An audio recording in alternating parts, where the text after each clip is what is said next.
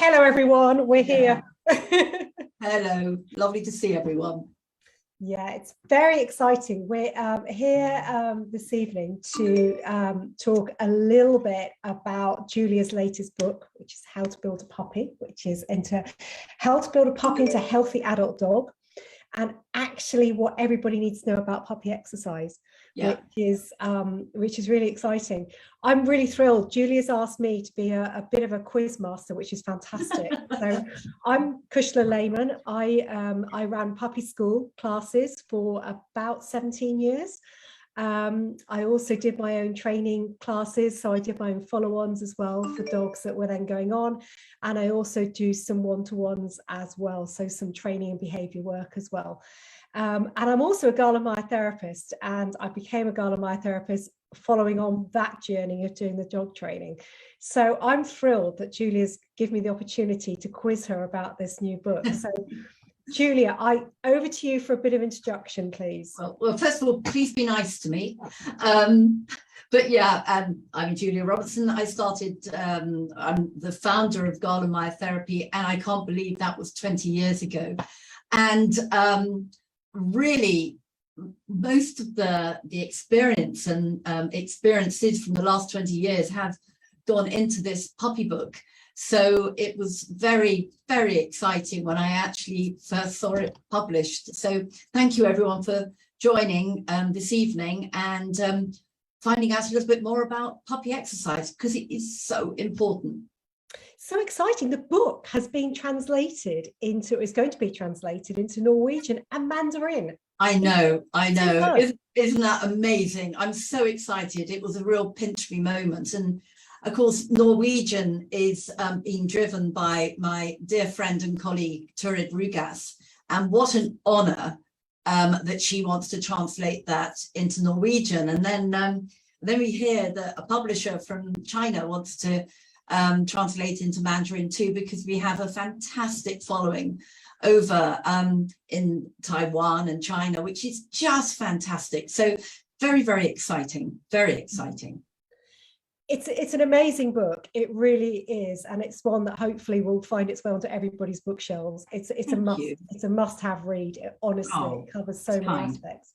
But what actually, can you explain to us what motivated you to write this book? Yeah, well, if anyone's written a book, they know that it's quite an undertaking. You think, yes, I'll write a book, and then you start and go, wow, this is going to be huge. So it was a massive motivation. So it was, I suppose, two-way motivation. The primary thing was really having worked with dogs from a myotherapy perspective for over 20 years and seeing thousands of dogs. A lot of that, the issues that these dogs have been presented with, from my opinion, have come from a lack of good foundation exercise, because of their lack of stability that they are exhibiting through their body. So I could tell that their body wasn't put together correctly in the beginning. And it's very difficult to put foundations in once you've got the building. So the foundations were so important. So that was one big thing, because of course, as Galen myotherapists, even though we treat dogs with issues, we're all about prevention rather than cure. And that's why we love doing events like this and doing our blogs, which of course we feature on our webpage, and all these things to help with just sharing the things that we have discovered. So that's the big thing. The other big thing, which was probably the big boot, was Turid Rugas said to me, Julia, I want you to write a book on puppy exercise. And of course, if dear Turid asks anything, you don't say no. And I most certainly was not going to say no. And I went, okay. And it was a wonderful way of propelling me to actually go, do you know what? Yes, I will do it. And so I suppose those are the two big motivators. Fantastic. And, you know, we're all thrilled that it's come to fruition. I'm thrilled it's now in print. So in my experience as a puppy school tutor, there's so much we can do to puppy proof our homes when we bring them home from very sharp, inquisitive teeth. And something I always got my owners to do was, if they asked for one piece of advice, was to, they always looked at me quite strangely, but I'd ask them to actually crawl around their floor on all fours and look at it from a height of a puppy and see what actual mischief could I get up to at this height, rather than an adult height looking down. It's like, actually crawl around and find all those wires and all those things. Yeah. Lots of things that we can do to puppy proof all of our wiring and things like that away from puppies. But we also need to protect the musculoskeletal health. Yeah. And if there was one piece of advice that you were actually going to give a new puppy owner, what would that be? Yeah, there is one outstanding piece of advice, but please remind me to come back to the crawling around on the floors bit, please. The one big thing that I would say, which I would say is without exception, are putting non-slip rugs down on your slippery floors. And what I mean by a slippery floor is anything that is hard, basically. Wood floors, laminate floors, obviously, marble floors, any floors that the dog's paws can't purchase. Honestly, putting a puppy on a slippery floor is so detrimental to their physical health. It really, really is. Just them with their legs moving and sliding away from their bodies, front or back, fore or hind legs, it doesn't matter, has such a negative impact on their musculoskeletal form. So absolutely, I would say the first one, not just for puppies, for all dogs, but for puppies, especially as they are growing and developing, put non-slip rugs down, and not just so they can walk on them, because you can make sort of pathways for them, and they're very sensible. They will go on the pathways. They will go where they can gain traction, but also where they eat. It's really important to give them a good surface so they can eat comfortably without their legs sliding the whole time. And almost equally as critically, wherever you're going to play with them, because play is so important, but make sure you're playing on a non-slip area. It's so important. Yeah, I love the piece in your book, and it's a lot to do with wording, and I think it completely changed one of the games. I mean, the games that we all love playing with puppies, and it's so vital that we play little tuggy games with them for those sharp teeth. Yeah. And you know, it's a really great way of building a bond with your pup through play, and an outlet for all those natural instincts they have. But you know, traditionally we call it tuggy, and you give it a lovely name in your book, which is completely changes, I think, the way we present the game, which is, you call it give and take, don't you? Absolutely. And it's more give than take. Absolutely. Because if you watch puppies naturally play with other puppies, they will only ever pull at their height. They don't pull at this height. And we're bigger, so we're inclined to do that. So yeah, it's really, really important to look at where these naturally come from and replicate that in what they would do in nature in a very unnatural environment and situation, which of course is with us. So yeah, absolutely. But you're not going to let me get away from that crawling around on the floor thing. So you told me about this, and I remember actually we featured this in Tilly Talks, which if anyone's interested, Tilly Talks are still on YouTube, you can get them via the website. It's about looking at Tilly, my puppy, then actually developing through, it was lockdown, wasn't it, at that time? And you did tell me about doing that, and I gave you a look. I mean, but actually, do you know what? Everything's got to be from a dog perspective or puppy perspective. So I did that, and I found all sorts of interesting things that she could have really done some serious harm to herself. And I missed out on one bit of wire, a bit of flex, and I just about caught her before she was starting to find that of interest with her teeth. So that's a fantastic bit of advice, that. Yeah, it's really good. I think everything we say is always from the dog's point of view and the dog-centric. Absolutely. But to get to their level, to look at it from their perspective, wonderful, absolutely fantastic. Yeah. It's really, I mean, your book as well covers so many aspects. but also about how they learn and how they develop. So talking about all of this, how they find things out and, discover wires and things that they shouldn't be. But, everything you do in your book, you talk about how they grow and how they develop. Do you think it's important that puppy guardians understand a little bit about their puppies and their dogs' anatomy? Yeah, the anatomy. The thing is, I love anatomy for anatomy, because I find it just so fascinating, as I suppose everyone would hope that I would, as I am treating dogs like you. So we are anatomy geeks. But yes, I think it is absolutely critical for guardians to know much more, or even just a little bit, about how their puppies or their dogs are built. Because if you understand a little bit about how something is constructed, you can make much more informed decisions on things like what type of activity would be good for them or not so good for them. And you've got a much more informed choice, because just knowing even the smallest bit of functional anatomy, in other words, how the body works, really opens up a whole level of understanding.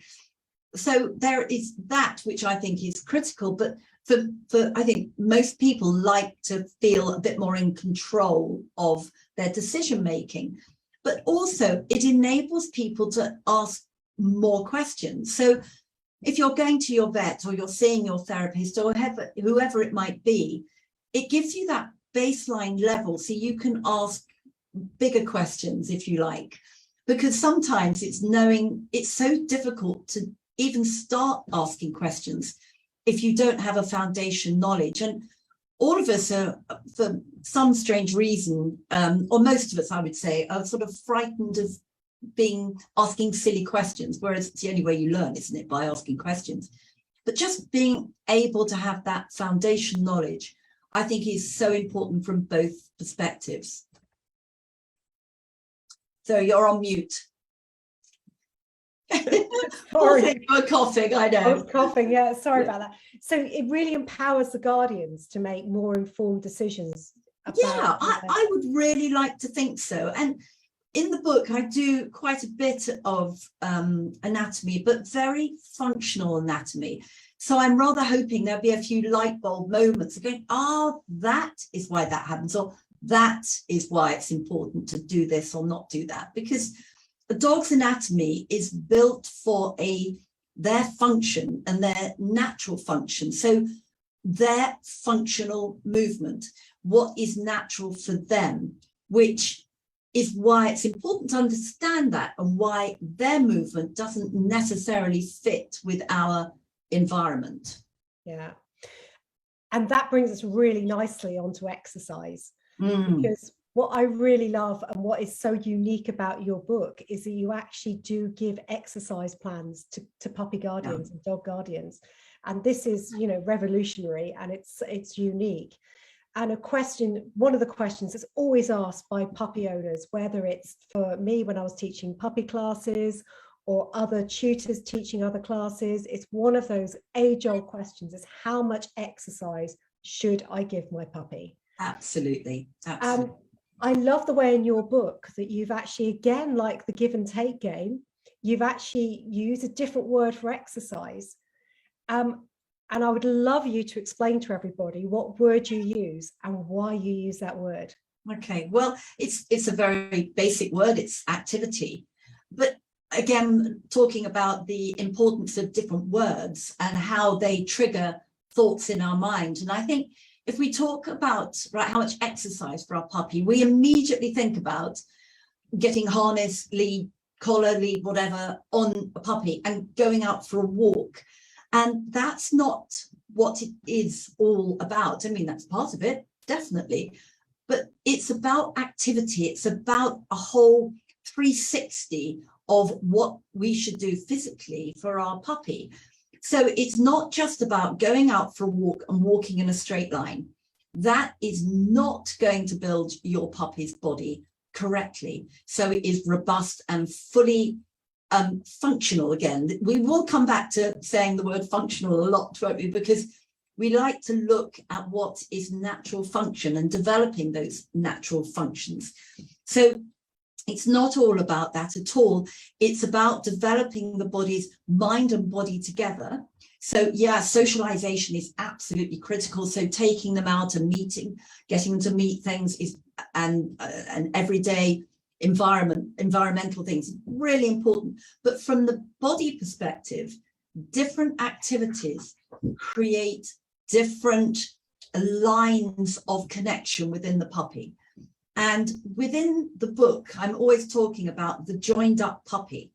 And that's very simple, but also quite complex. So we're looking at the dog, the puppy joining up from a neurological or nerve perspective, but also from a physical perspective. And you've got muscles and fascia, which basically form functional lines of movement within the puppy.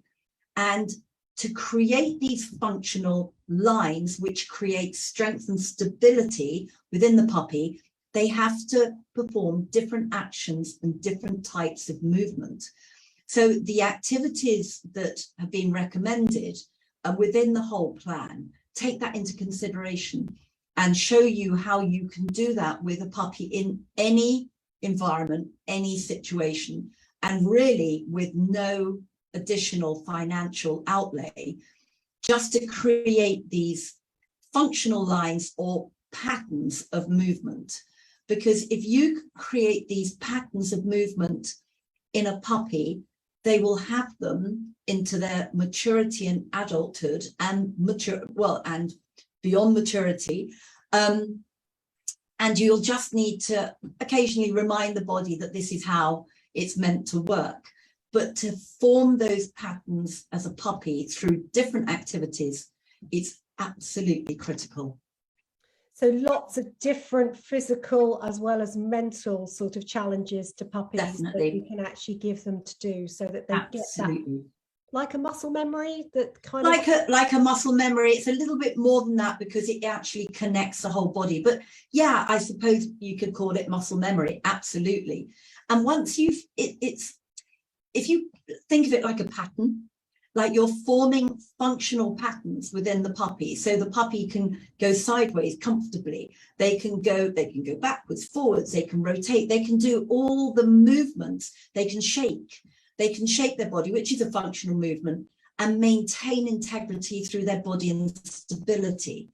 Because to hold everything together, they've got to have these functional patterns so the joints are flexible but stable.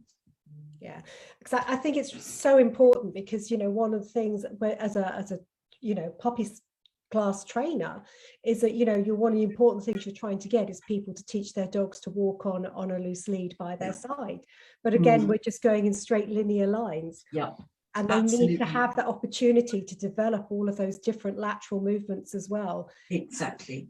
Rather than just keep the linear lines. Absolutely. And some of them are really, really simple things. And like a lot of these things, it's a very simple thing, but actually has quite a complex action. For instance, allowing a puppy to go sniffing, and even sniffing around a lamppost or sniffing around a tree creates different movements with the neck down, which helps that joined up puppy. So it's things like that. So it really is looking at these natural movements, but actively putting them into your puppy's day if it's something that they naturally wouldn't be doing. So functional movement then is, we've mentioned that a few times. So functional movement really is getting puppies to do the movements that they should be capable of doing? Absolutely. We're basically getting them to practice slowly, to actually almost like wake the body up and activate different patterns. So of sort of sideways, and as I was saying, sort of the body, the legs moving laterally immediately or away from the body and towards the body, that actually helps all those muscles create stable joints and stable limbs. But by doing it slowly and creating these patterns, it then allows them to do the same actions quickly, but hopefully much more safely. And I say hopefully because you can never say, oh, it will make them safer. But it gives up, because they're more in touch with their whole body and it's working as a joined up body rather than front legs and back legs sort of working slightly independently and the tail not connected at all to any of it. It makes them more clumsy and less in touch with how to control their body. But if we can really join them up as a puppy, they have got a better chance of remaining safe and also preventing some injuries. Yeah, so often you hear that, especially adolescent dog, they don't know they've got back legs. And so often you hear that phrase, but actually just the simple exercises that that you've got in the book, it just means that they are put together well. Absolutely. And it's also spatial awareness too. They learn where they are. I mean, they've got some very grand names like proprioception, and that's really important. That's basically knowing where all your legs are and can actually work everything independently as well as all together. So these exercises do all of this. Are they just for puppies, or can you use them for other dogs as well? Well, I'm still using all of them, I would say, on Maggie, who's nearly 12, just as a reminder. Use the little messy poles that are talked about quite a lot in the book, about just walking over a disorganized bunch of sticks on the ground. I still encourage her to do all that sort of thing and working on banks and things like that, just to remind the body that they can move in different directions and can hold themselves in different ways, to keep everything equally balanced, strong, flexible and connected. Brilliant. I love it. And in the book where you talk about messy poles and enriched environments and things like this, and they are both just so simple, aren't they? You don't have to buy expensive equipment or anything like that. Exactly. And the great thing is they can be done inside or outside. You don't need to have an outside area. So we treat dogs from all over the world, and some people live in apartments, some people have acres, but they can work in either of these situations, because both of these things, messy poles, as we say, is actually literally just putting sticks on the ground, depending on the size of the dog. Obviously, the smaller the dog, the smaller the stick.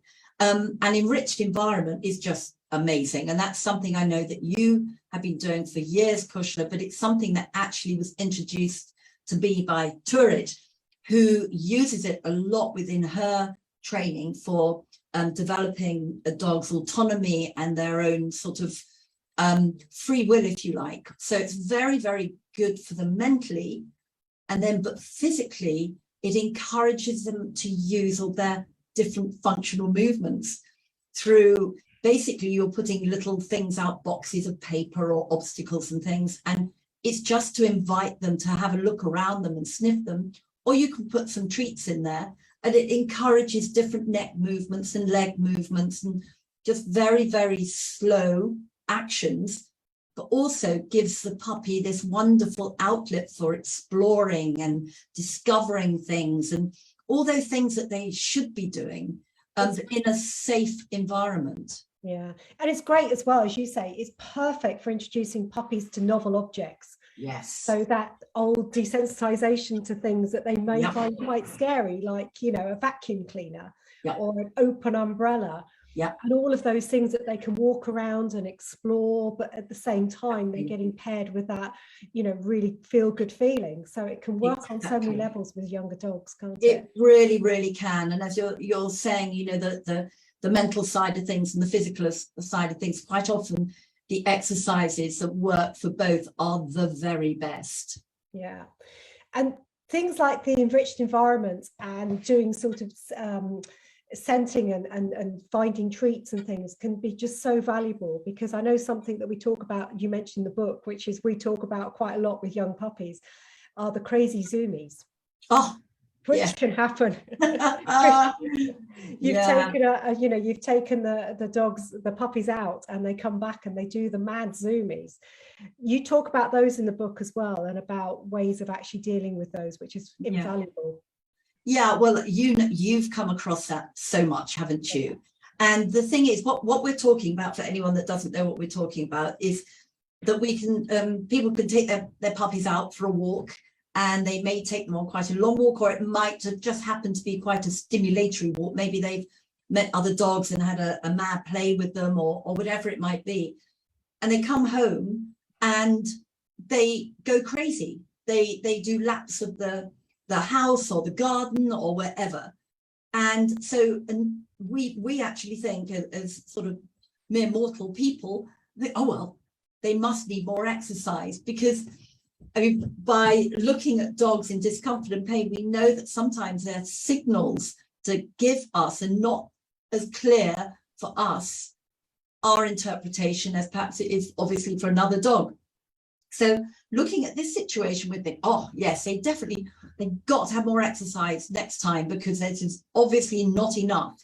But actually it's completely the opposite, isn't it, Cushla? They've had too much, and they are absolutely fueled by all the wrong hormones.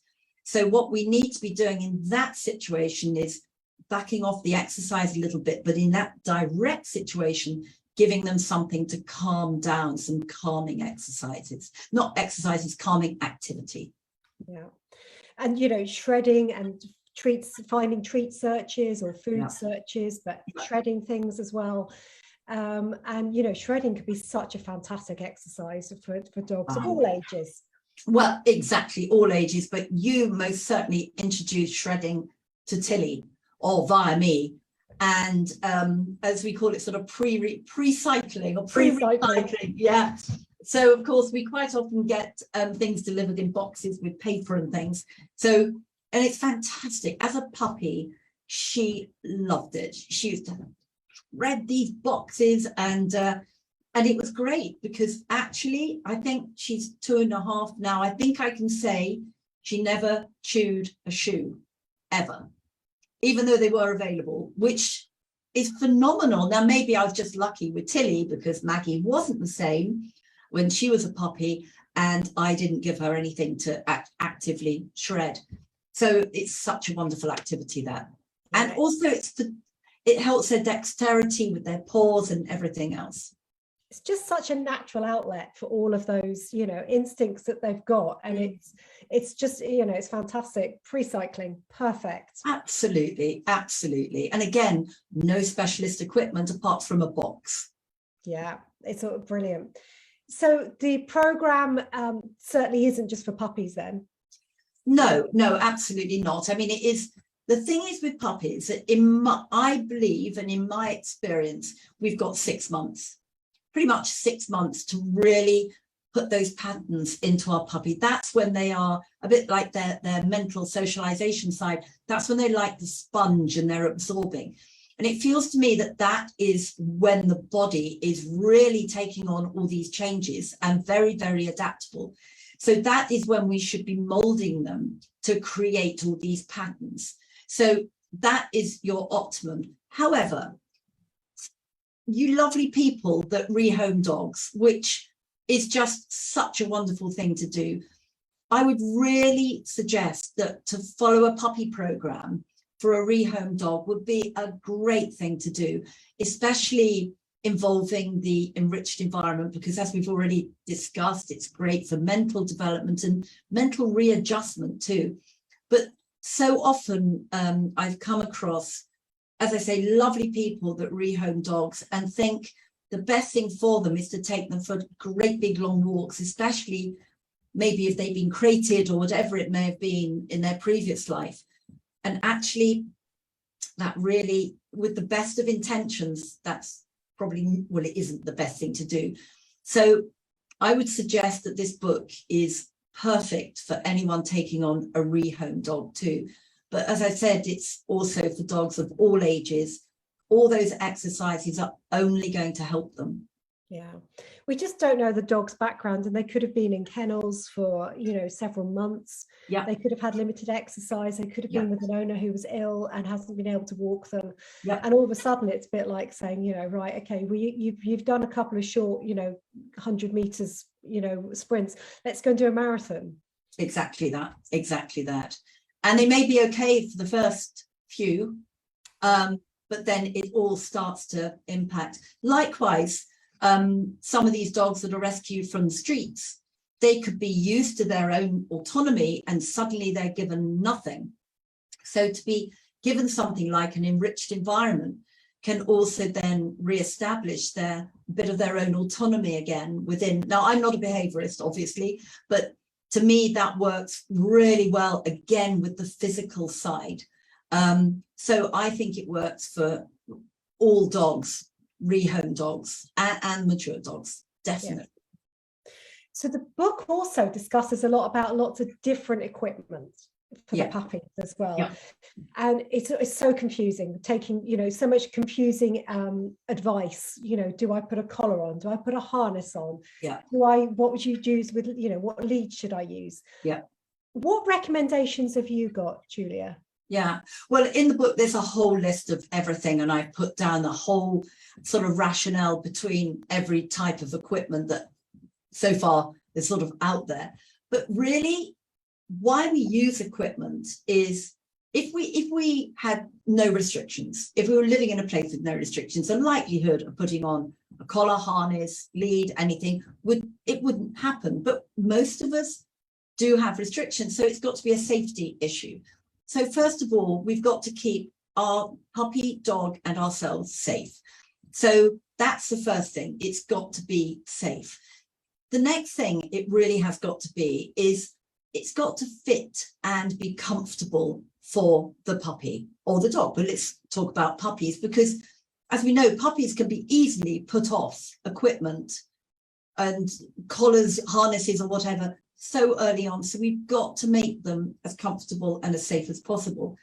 The other thing is that by understanding, going back to anatomy again, how the dog moves, what your dog needs to move. I'm moving my front legs now, and allowing for that within the equipment, whatever you're using, is really important. Like understanding what lies below the neck, what's going on there, would give you a much better view of putting a collar on, for instance. So it's important to understand what's underneath the skin and what's going on from an anatomical perspective to look at the fit. So harnesses, I personally like the wide harness that sits on the sternum, but make sure it sits on the sternum even when there's a bit of tension taken up and it doesn't slide into the neck. But also that the straps, you can't see, over the ribs are far enough back from the dog's elbows so they don't rub. So many harnesses are too short in the back and they fit behind the elbow, which it should be further down the back. So it's really looking at safety and how it fits your dog, because as we know, dogs come in so many shapes and sizes. So it's not one fit for all, it really isn't, because also look at the number of clips and things like that and whether they're rubbing. But safety first.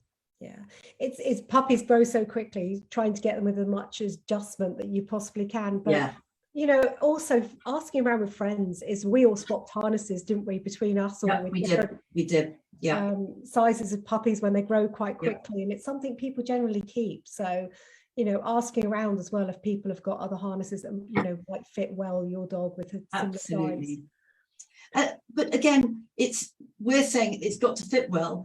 If people understand more of the anatomy, then they can help. They can actually have more information about their dog, so they know what's a good fit and what isn't. Yeah, absolutely superb advice. Free running puppies. Yeah. Should you is important? Should we be allowing puppies to free run? Oh, without doubt, absolutely. But let's define free run, because that is something that can get very sort of lost in translation. So free running is a puppy running of their own volition, not being chased, not chasing, and not being lured by anything. So not being lured by a ball, or not being chased by another puppy or a dog, or not chasing another puppy or a dog. Ideally, if they're the same size puppy, that's not so bad. But chasing an adult, that is not a good thing, because they can overextend and over and actually over-exercise. But puppies love to run.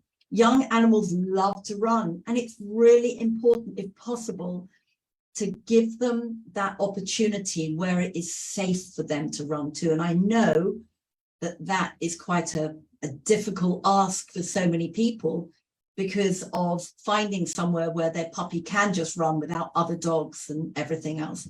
So it's difficult, but it is something that is very important for their mental, but their physical development. They've got to be able to practice with their body, putting all these movements that we've been developing slowly into a faster action. So they've got to practice, and then they've got to use, and then they've got to practice, and they've got to use it. Yeah, something that I always advise people, if they're a little bit worried about their puppy actually not coming back when they let them off lead, True. Generally the younger they are going to stick around you. But if you are worried, certainly around the UK now, there's so many fields that you can book, the fenced fields that you can book into, and most of them you can just book, half an hour, and they're safe, they're completely enclosed, you're not going to meet other dogs. And just giving your puppy that opportunity. And if you've got puppies that perhaps, might have a higher prey drive, or that little bit older and you're not sure they're going to come back, it can be a great option, can't it? Just to go in safe environments, go and let your dogs run free. Exactly. And that's a perfect scenario for people to be able to do that, because it is important. And it's, as I said, it's important for them mentally as well as physically to be able to do that. So yeah, it's great, these fields, but obviously not everyone has that opportunity, but that sort of thing is great because, again, we're looking at the safety side of it too. Because we want, when we do introduce our puppies to other dogs, ideally, we'd like to introduce them to a dog that we know is going to give them a good experience. That's it. A bad experience at a young age is quite hard to undo. Yeah, absolutely. And then you've got a lot of work to do. So you do want to be able to keep them safe and give them all of those positives at that young age. Absolutely, absolutely. Going back a little bit to functional anatomy and how dogs are put together, something that's come up a lot recently on blogs and things that we can see about is things about fascia. And I wondered whether you could give a really quick overview about the importance of fascia within the anatomy, and what is it? Yeah, well, indeed, it's something that I think we're going to be hearing a lot more about, and I'm delighted because I was talking about it back in my old book back in 2010 or something. And basically, fascia is something that was disregarded in the body from an anatomist point of view a few years ago, but now we realize how important it is. And this is white substance. It's connective tissue, and it joins and it's contiguous throughout the whole body. So it's both on the outside of the body, just under the skin, and also all the way through the body. And it permeates every organ and every muscle and through every muscle.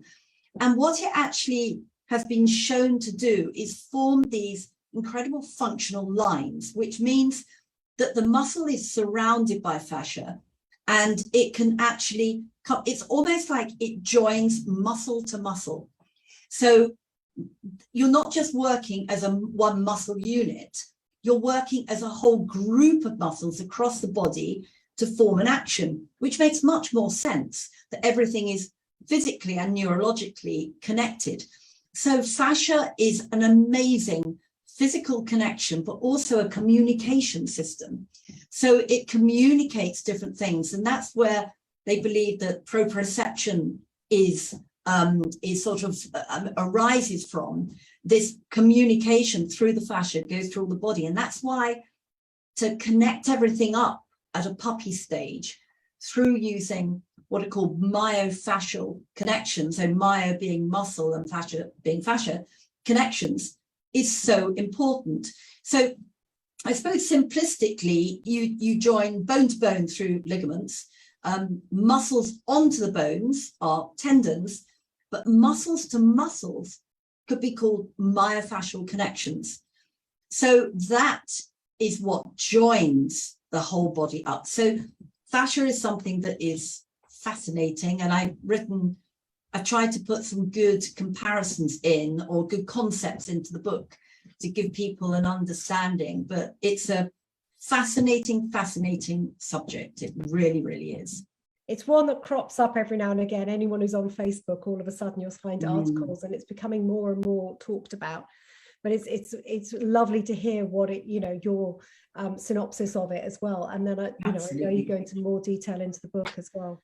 But also we're writing blogs on it. They'll be coming out in another couple of months too, which I think are going to be interesting, because all this stuff anatomically is fascinating, but when it's drilled down into real life, real situations, and answers questions, that's when it takes on a different life. And that's what we try and do, isn't it? Absolutely, yeah. And why is it relevant? Why is it relevant? Why do I need to know? Why is it important? Why is it interesting for me to know as a dog guardian? Yeah, absolutely. We do have a question. Right. Which is, do different breeds of dogs have different exercise requirements?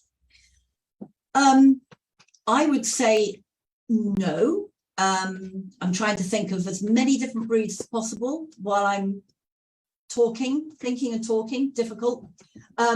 I would say potentially some dogs will need a bit more than others. For instance, the dogs that perhaps aren't the standard anatomical shape of a old style dog, like a Labrador, that's a good old anatomical shape. Their conformation and their sort of ratios of limb and everything work very well with the exercises. Whereas if you get something like a Dachshund, who's got much shorter legs and a much longer body, that would be, for me, even more important to really embed these exercises, but also maintain them perhaps a bit more actively throughout their life. Likewise, if you have a puppy that maybe has got some joint issues, these activities we suggest are very, very gentle and will not impact badly on joints. But say, for instance, if you feel that your dog might not have the best hips in the world, again, that is when you should just do these exercises a little bit more to really keep on reminding the body that this is what it needs. Yeah, I see it from a training perspective, is that, people with higher energy dogs are saying that, I must take them out for longer and longer walks, because they're high energy. And again, you get into that whole zoomy sort of pattern. Yeah. But also, you're taking them out for longer and longer walks. And so by the age of 2, you're going to be taking them out for 4 hours a day? Yeah. And of course, from your world of the sporting world, if people are looking to do sports with their dogs, it is so critical to get their body conditioned, not for the sport, but to be joined up. Yeah. If you're doing any sport at all, I mean, any puppy, but any sport at all, you're going to be putting more load and more stress through that body. It's more and more important to do this, and for a longer period, and to always be going back to it too.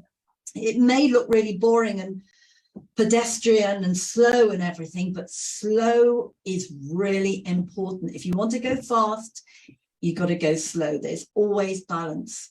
Yeah, but the dogs actually don't know they're doing it slowly. They love it. They do love it, don't they? Because it is challenging for them. It is challenging in a good way. Yeah. We've got another great question, actually, of any advice on how to hold a puppy when you have to carry them. Ah, yes. Don't we see some different holds? And of course, different sizes of puppies. Yeah.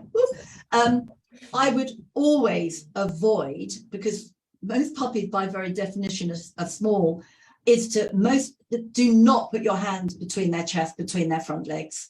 You are basically opening up their front legs, and that is not a good thing. That's one thing we're trying to actually develop, some nice stable but flexible forelimbs. So to put your hands or your hand between their chest is not a good thing at all. So under the ribs, and also under their bum. So I would definitely do under their bum, not under their stomach. Please don't, behind their ribs, please don't lift them there.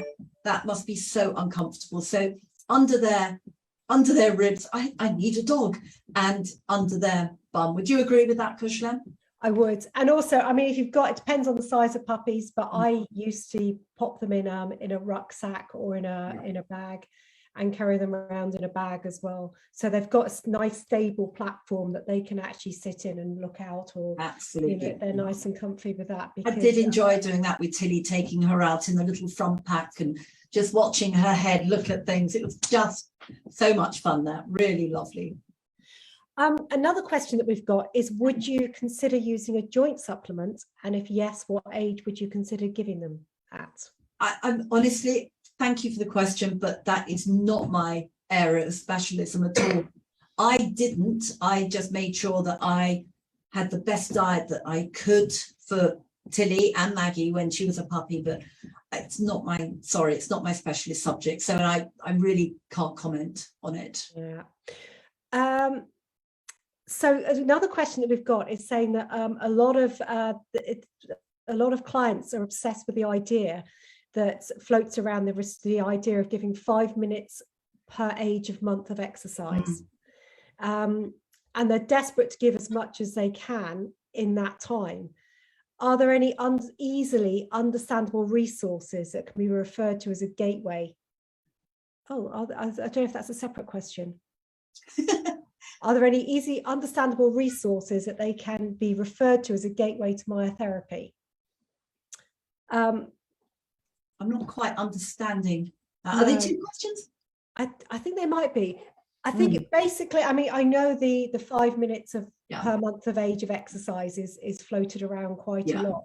And I get it, because it's sort of quite an, you know, if you're going to your vet and your vet needs something very quick to say, and it's a structure, but actually it is quite flawed in so many ways, because of course it can be misconstrued for good intentions, but it could be misconstrued. Within the puppy plan that I put together, I build on that. So I don't throw it away, because it's not worth throwing away at all, but I build on it and add different activities that will make it a much more rounded program. So I hope that answers that question. Yeah, and I think it's kind of what type, I mean, what I love about your program in the book is it's the type of exercise. Exactly. So you break them down into different levels of high impact, ultra high impact, low impact, exactly, and tells you exactly which of those exercises or activities are in those and how much you could do within each age group and which ones you should absolutely avoid. And one of them that I think I must just add at this stage is one of the most high impact exercises is taking your puppy out on a harness, collar, whatever, and letting them pull the whole time. I really, really recommend that you spend the time to find a good trainer to actually help you with that, because that can be very detrimental to a young dog's body, especially if they're having to go out on them a lot. So one of the questions is, are there any basic, well, I think I can answer this, but go on. I know. Are there any basic resources for useful exercises that would help guide clients towards myotherapy? Yes, well, I mean, sorry, that did you see my brain going, what? Yes, there are. I mean, I think you're probably going to say the same thing. If you go to our website, which is fantastic, I have to say, but there are blogs on there that you can read. There's something called Tilly Talks, which will also be good. All these things are free. I think we still got Maggie Mumbles there somewhere on our YouTube channel, which is wonderful. But also we've got some mini courses as well, which I really love as well. And we've had some fantastic feedback on those, on movement, on assessing your dog and massage, and also on tissue repair. So it sort of covers those three cover quite a big remit. Have I missed any, Cushla? No, I was just going to say your book. Well, and the book, of course, yes. Or yeah, but all those things. I'll definitely go and have a look on the website. And if you can't find anything, just go on the chat and ask us and we'll get back to you. Yeah. We've got so many blogs we've got blogs on the website, and I would certainly, you know, if anybody gets an opportunity, certainly the Canine Ice Rink blog. Yes, about the slippery floors. But if you want to be kept up to date with anything that we're doing, just subscribe to the website. That's very easy. It'll come up in a pop-up, and you'll be sent an email, and you'll have any sort of updates or blogs sent to you. Yeah. So definitely, you know, having a look at those, and also a list of our Myotherapist as well. So if you have any issues or any questions, if you've got any older dogs, or if you've got actually anything, we've got a fantastic network of our Myotherapist, which are all found on our website as well. Definitely. Offer help and advice. And Julia, like you said, we're not just limited to UK. No, we're not. And we've got wonderful therapists. I mean, really all over the world, and growing, because we've got students all over the world. So yes, and we've got schools in Norway, Australia. And we've also got our distance support program as well. Absolutely. The distance support, well, I love it. Well, the two of us spend a lot of time looking at dogs' posture and assessing dogs' posture. But yeah, absolutely. Yeah. Lovely. There was one last question, which I know what your answer probably will be, but it's really? Well, it's the value of good balanced diet for puppy development. Yeah, I'm not a nutritionist. I mean, as I said, I buy good food for my guides, and we all feel that we're buying good food. And that food was great for Tilly developing. She seems to have grown up okay, so I think it was okay. Honestly, there are some good independent nutritionists around now. That would be the question for them.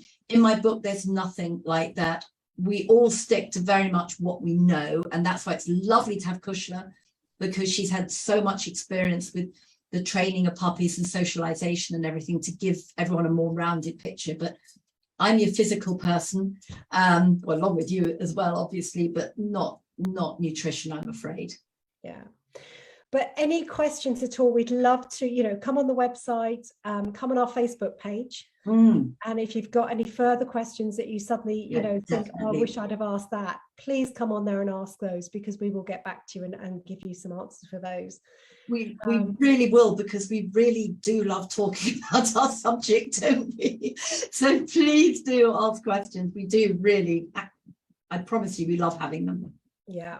And if you are interested in getting Julia's book of how to build your how to build your puppy into a nice healthy adult dog, then that book, you can always order that through the Galen Myotherapy website. That's on there. That's $19.99. And so please, if you'd like to come and order that, you can do. And as Julia said, we've got some fantastic short courses to have a look at as well on there. And we've got links to the Tilly Talks that Julia and I did, which are a resource that you can look at as well as all of our blogs as well. So and of course our diploma, if anyone wants to become we would love that. The thing about ordering the puppy book from the website, though, is you get the bookmark, don't you? And I'm just about to lean across the camera, because it's all very well having the book, but you want the cast. And these are just some of the paw prints of some of the dogs that so kindly allowed us to use their wonderful photos to illustrate the things that are so important that you can see. I mean, a picture tells everything, doesn't it, really? So thank you, all of those lovely guys with their beautiful paws. Yeah, mine are still demanding extras for that. So. Oh, really? Are they? Now I want those flowers. I am now a diva. Exactly. But it's been absolutely, I hope you've enjoyed it. Julia and I have a fantastic time anyways, we usually do, chatting away. But please do get in touch if you've got any questions. And thank you very, very much for joining us this evening. Thank you very much. Thank you. Good to see you. Thank you. Bye-bye. Bye. Bye, Cushla. Bye-bye.